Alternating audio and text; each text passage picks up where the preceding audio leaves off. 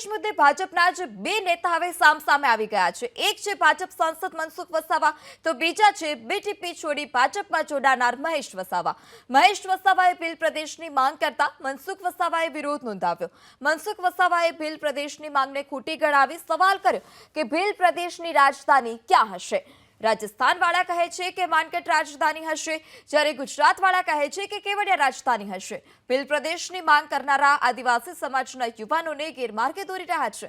મનસુખ વસાવાએ માંગ કરી કે ભીલ પ્રદેશની માંગ કરનારાઓ પહેલા તો પોતાનો એજન્ડા જાહેર કરે। આવા ભાગલાવાદી તત્વોથી સાવધાન રહેવાની જરૂર છે। हमको एक साथ में रहना है और इसीलिए हमारा विकास होगा, क्योंकि आधे महाराष्ट्र के अंदर है, आधे गुजरात के अंदर हमको डिवाइड किए हैं, मध्य प्रदेश के अंदर डिवाइड किया है और राजस्थान के। इसलिए पॉलिटिकल भी हमको बहुत बड़ा नुकसान होता है और सामाजिक भी हमको बहुत बड़ा नुकसान होता है। इसलिए हम भिलिस्तान के लिए हम लड़ते हैं और लड़ेंगे। आने वाले समय के अंदर जो भी आंदोलन करना पड़े वो आंदोलन करेंगे।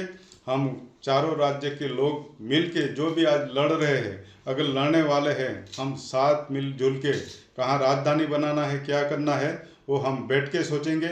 लेकिन हमारा भिलिस्तान लेके हम रहेंगे, ये हमारा आज प्रतिज्ञा है। મહેશભાઈ ભાજપમાં હશે, પણ હું ચોક્કસ મહેશભાઈને પૂછીશ અને એ જે અલગતાવાદની વાત હશે, અલગ બિલિસ્તાનની વાત તદ્દન ખોટી વાત છે અને એને અને જે શક્ય જ વાત નથી।